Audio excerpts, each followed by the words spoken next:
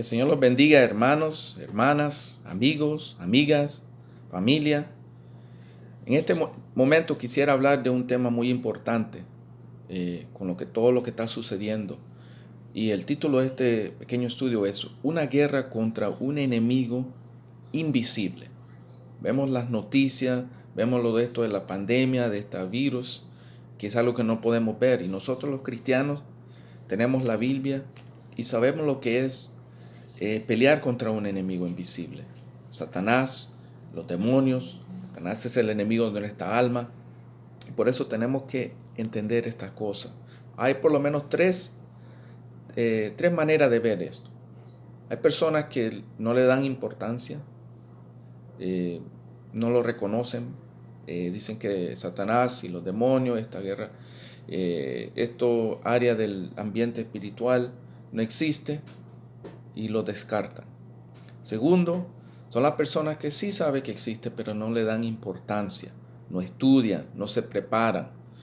Lo que vamos a ver son algunos principios, porque uno puede profundizar en estas cosas, con esto de los demonios, de los ángeles, del reino de Dios, de la jerarquía. Y el tercero están los que miran a Satanás en todo lugar. Todos esos son tres maneras de ver cosas equivocadamente. Nosotros como cristianos tenemos que estar balanceados, rectos, filtrar todo, pero estudiar lo que dice la palabra. Eso vamos a ver de la palabra, lo que dice, porque la fe viene por el oír y oír la palabra de Dios. Entonces, en Juan 10:10 Jesús dijo que Satanás viene para robar, para mentir y para destruir. Y él está en el mismo juego desde que sucedió en el jardín con Adán y Eva. Él distorsiona las cosas, él distrae y él quiere destruirnos. Entonces vamos a ver, quiere destruir nuestra relación con Dios y nuestra relación entre familia, entre hermanos, entre vecinos, entre el prójimo. Pero tenemos que tener cuidado entonces. Estamos en una guerra contra un enemigo invisible y él nos quiere destruir. Y tenemos que reconocer eso primero, que estamos en una guerra y somos soldados de Jesucristo. Y eso es lo primero. Segundo, tenemos que saber que tenemos armas a nuestras disposiciones que nos ha dado Dios. Y por eso tenemos que estudiar qué son esas armas. Tercero, tenemos que saber utilizar esas armas. Un soldado con una arma, si no sabe usarla, no sirve. Y cuarto, tenemos que conocer a nuestro enemigo. Nuestro enemigo, si no sabe, un soldado que no conoce al enemigo puede accidentalmente matar a alguien de su propio ejército. Tiene que conocer las tácticas del enemigo. Y esto lo tenemos en la Biblia. Vamos a ver en Efesios 6, para comenzar este estudio pequeño acerca de principios de cómo enfrentar al enemigo invisible. Porque nuestra guerra, vamos a ver en Efesios 6:10, como dice el apóstol Pablo, 10 en adelante. Por lo demás, hermanos, fortalecidos en el Señor y en el poder de su fuerza, vestidos de toda la armadura de Dios, para que podáis estar firme contra las acechanzas del diablo, o mañas, o esquemas, en otras palabras. Porque no tenemos lucha contra sangre y carne, sino contra principados, aquí está la jerarquía, potestades, gobernadores de las tinieblas de este siglo y contra huestes espirituales de maldad en las regiones celestes. Entonces Satanás imita a Dios, igual que Dios, en el reino de Dios hay la Trinidad divina. Satanás tiene la Trinidad diabólica, que eso se mira en Apocalipsis. También Dios tiene arcángeles, serafines, querubines, ángeles mensajeros. Y Satanás tiene, aquí están sus niveles, ¿no? Principados, potestades, gobernadores de las tinieblas, huestes espirituales. 12:13. Por tanto, tomad toda la armadura de Dios para que podáis resistir en el día malo. Y habiendo acabado todo, estar firme. Vamos a ver esta palabra, firmes, todo el tiempo. Primero, tomar la arma y dice en el 14. Estad pues firmes, ceñidos vuestros lomos con la verdad, y vestidos con la coraza de justicia, y calzados los pies con el apresto del evangelio de la paz. Sobre todo tomad el escudo de la fe, con que podáis apagar todos los dardos del fuego del maligno. Y tomad el yelmo de la salvación y la espada del Espíritu, que es la palabra de Dios, orando en todo tiempo, con toda oración y súplica en el Espíritu, y velando en ello con toda perseverancia y súplica por todos los santos. Ahí tenemos los principios básicos de lo que estamos en una guerra, de lo que tenemos armas, y tenemos que utilizar esas armas para poder vencer al enemigo invisible. Entonces, ahora vamos a ver algunas cosas que él hace. Él tiene tácticas, como vemos aquí, no para estar firmes, y en otra parte habla, no ignorando las maquinaciones de Satanás, porque él anda como un león rugiente. Él imita a Dios, porque Dios es el verdadero león de Judá, pero él anda como un león, haciendo ruido, pero no teniendo el mismo poder. Y este principio es importante. No es como el yin yang, esta religión de Taoism, que dice que el malo y el bien son igual de poder. No. El reino de Dios es muchas veces más poderoso que el reino de las tinieblas. Satanás tiene un poder, pero es limitado. Es permitido al nivel. Entonces, vamos a ver. Primero, en Mateo 4 y Lucas 4, está narrado acerca de la tentación de Jesucristo. Siendo Dios aquí en la carne, Él fue tentado. Es increíble eso. En Lucas 4, vamos a ver la versión de Lucas 4, que dice, vamos a ver desde el versículo 12, 4:12. Respondiendo Jesús le dijo, dicho está, no tentarás al Señor tu Dios. Y cuando el diablo hubo acabado toda tentación, se apartó de él por un tiempo. Por un tiempo significa que va a regresar. Regresó. Lo dejó, pero lo iba a intentar. Y lo primero es una táctica de Satanás. Está estudiando al enemigo. Él tenta. Y tenemos una promesa en el libro de Corintios que tenemos que utilizar cuando viene el enemigo con los dardos, susurrir en nuestros oídos, a tentarnos. ¿Qué es lo que debemos hacer? En 1 Corintios capítulo 10, del versículo 13 en adelante. Bueno, el 12. Así que el que piensa estar firme, mire que no caiga. No os ha sobrevenido ninguna tentación que no sea humana, pero fiel es Dios, que no os dejará de ser tentados más de lo que podéis resistir, sino que dará también juntamente con la tentación la salida para que podáis soportar. Entonces tenemos que soportar igual que Jesús. ¿Y cómo se defendió Jesús? Escrito está, utilizando la Biblia para decirle a Satanás, a su reino, al invisible, esta guerra, en el nombre de Jesús. La palabra de Dios dice tal y tal y tal, escrito está. Entonces, aquí está lo primero, Satanás tenta. Segundo, miramos en Mateo 16, versículo 23 en adelante. Bueno, el 21 para ver el contexto. Desde entonces comenzó Jesús a declarar a sus discípulos que le era necesario ir a Jerusalén y padecer mucho de los ancianos, de los principales sacerdotes y de los escribas, y ser muerto y resucitar al tercer día. Entonces Pedro, tomándolo aparte, comenzó a reconvenirle, diciendo, Señor, ten compasión de ti, en ninguna manera esto te acontezca. Pero él, volviéndose, dijo a Pedro, quítate de delante de mí, Satanás, me eres tropiezo porque no pones la mirada en las cosas de Dios, sino en las de los hombres. Segundo, Satanás puede usarnos o usar a alguien para hacer piedra de tropiezo para que los propósitos de Dios no lleguen a cumplirse. Nos distrae, distorsiona las cosas. Entonces, piedra de tropiezo. Tenta, piedra de tropiezo. Y reconocemos aquí que Jesús no le dijo a Pedro, le dijo a Satanás obrando a través de Pedro. Porque nuestra lucha no es contra sangre ni carne. Tenemos que diferenciar las personas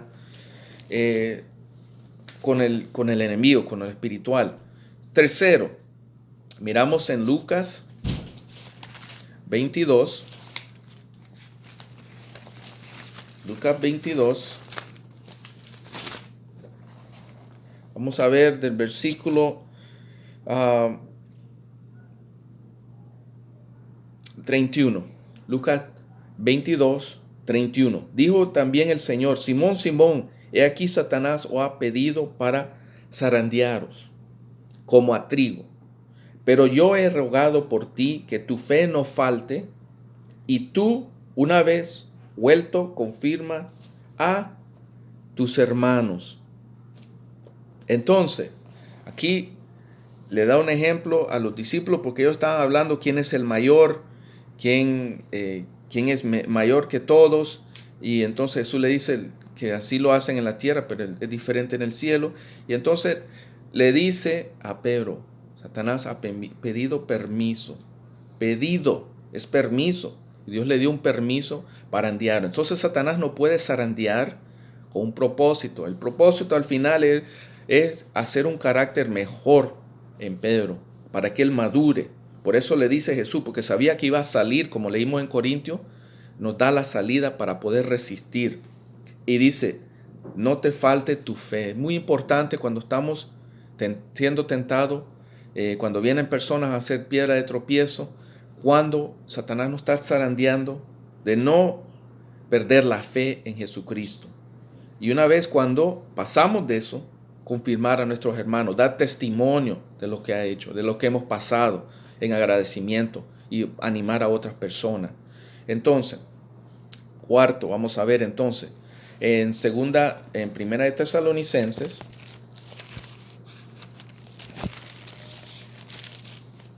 capítulo 2, versículo 18. Primera de Tesalonicenses, capítulo 2, versículo 18. Vamos a ver el de 17 en adelante. Pero nosotros, hermanos, separados de vosotros por un poco de tiempo, de vista, pero no de corazón, tanto más procuramos con mucho deseo de ver vuestro rostro.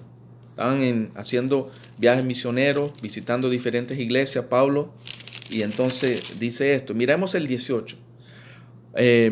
Por lo cual quisimos ir a vosotros, yo, Pablo, ciertamente una y otra vez, pero Satanás nos estorbó.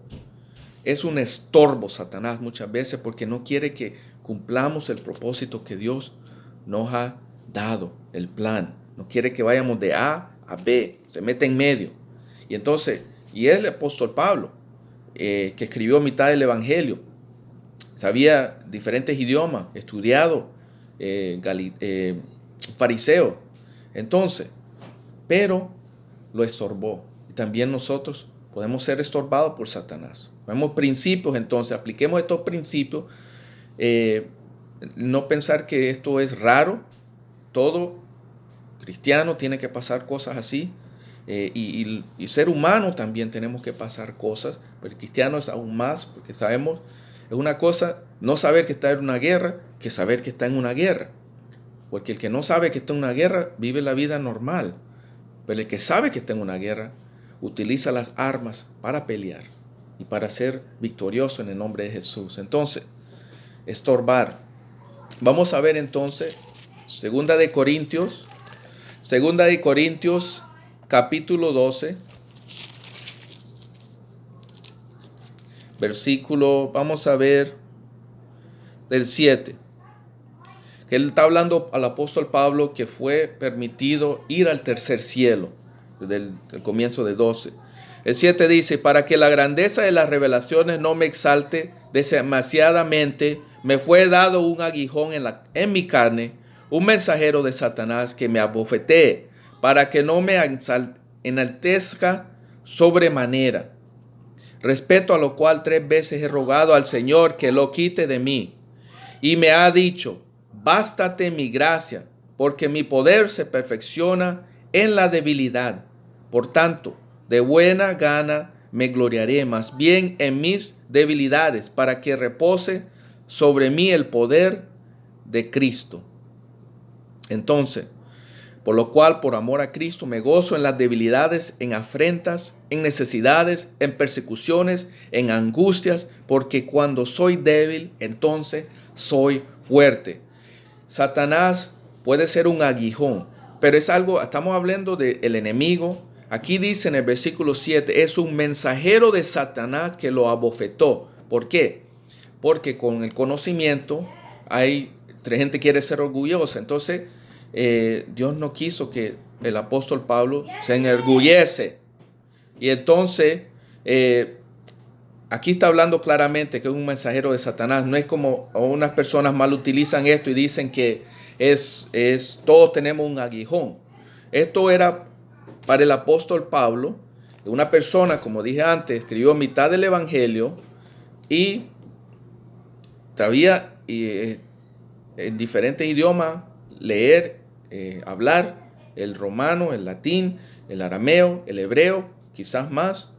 Era un hombre estudiado, entonces era para que no se enaltezca. Entonces, y aquí está el propósito en la debilidad, para que reconozcamos siempre quién es Dios, quién nos da el poder, quién nos da la sabiduría, la inteligencia, la habilidad. Satanás tenta, Satanás viene como piedra de tropiezo, Satanás zarandea, Satanás estorba, Satanás veces viene como aguijón, y esto se mira muchas veces en el cuerpo, para que no nos entascamos. Si estamos sanos todo el tiempo, muchas veces hay personas que si estuvieran sanos, por eso vemos también ejemplos de gente rica o todo esto, pero tienen todo, pero tienen una enfermedad. Entonces, no todos los casos son así, pero en este caso, por ejemplo, enaltecer. Entonces, también número 6. Vamos a ver 2 de Corintios 11, versículos 14 y 15. No os es maravilla porque el mismo Satanás se disfrace como ángel de luz. Así que no es extraño si también sus ministros se disfrazan como ministros de justicia, cuyo fin será conforme a sus obras. Satanás se disfrace. En guerra, el enemigo trata de infiltrar. Por eso en las guerras que suceden hay espías, hay gente que van a tratar de agarrar información del enemigo. Y así es Satanás. Se disfraza como ángel de luz. Usa personas que uno dice, wow. Por eso tenemos que filtrar todo. En otra parte, en Mateo 7 habla Jesús de que por los frutos los conoceremos. Que no seamos engañados. Leamos la palabra. Tengamos este manual. Entonces, se disfrace. Tenemos que cuidarnos de estas cosas. Vamos a ver entonces 2 ejemplos. En Hechos 13, reales, cuando se enfrentaron personas, o en este caso Pablo, contra el enemigo. En Hechos 13, del 8 al 10, dice lo siguiente: pero le resistía Elemías el vago, pues así se traduce su nombre, procurando apartar de la fe al procónsul. Entonces Saulo, que también es Pablo, lleno del Espíritu Santo, fijándolo en los ojos, dijo: Oh, hijo del diablo, enemigo de toda justicia, ¿no cesarás de trastornar los caminos rectos del Señor? Ahora pues, he aquí, la mano del Señor está contra ti, y serás ciego, y no verás el sol por algún tiempo. E inmediatamente cayeron sobre él oscuridad y tinieblas, y andando alrededor buscando quien le conduciese de la mano. Entonces aquí vemos que Pablo se enfrentó con un mago, alguien que hacía magia, alguien que trabaja en lo oculto. Y él, igual que Jesús, cuando Pedro fue utilizado por Satanás, aquí era diferente. Elías era poseído por Satanás, agarraba su poder, era un mago. Y entonces, pero Pablo no se dirige a la persona el Elimas, él se dirige a Satanás, al espíritu engañando que estaba poseyendo a Elías. Y le dice, y ese mismo poder nosotros tenemos. Él le dijo con estas palabras. Y igual, la mano de Dios está contra ti. Y le dijo, aquí está contra ti, será ciego. Entonces lo castigó. En otra parte, Jesús cuando maldijo a la higuera también, se sorprendieron los discípulos. Y estos son en estos casos cuando estamos que enfrentar esos elementos del enemigo fuerte, tenemos las mismas autoridades. Que está el Espíritu Santo dentro de nosotros, mayor el que está en nosotros que el que está en el mundo. La otra parte, en el mismo Hechos 16, dos casos solo vamos a ver porque no vamos a ir a profundidad, solo principios básicos. 16 al 18. Aconteció que mientras íbamos a la oración, nos salió al encuentro una muchacha que tenía espíritu de adivinación, la cual daba gran ganancia a sus amos adivinando. Esta siguiendo a Pablo y a nosotros daba voces diciendo, estos hombres son siervos del Dios Altísimo, quienes os anuncian el camino de salvación. Y esto lo hacía por muchos días, mas desagradando a Pablo, este se volvió y dijo al Espíritu, te mando en el nombre de Jesucristo que salgas de ella. Y salió en aquella misma hora. Otra vez, Pablo no se dirigió a la muchacha, se dirigió al espíritu maligno con autoridad. Y nosotros podemos hacer lo mismo. En Mateo 28 tenemos la gran comisión, nos ha dado autoridad. En Marcos 16 al final dice que podemos reprender demonios. Entonces le dijo así, te mando en el nombre de Jesucristo que salgas de ella. No es solo para los apóstoles, es todos discípulos. Si el Espíritu Santo está en nosotros, cuando enfrentamos un maligno, podemos reprender en el nombre de Jesús. En Lucas 10, tenemos 19, dice, he aquí os doy potestad de hollar serpientes y escorpiones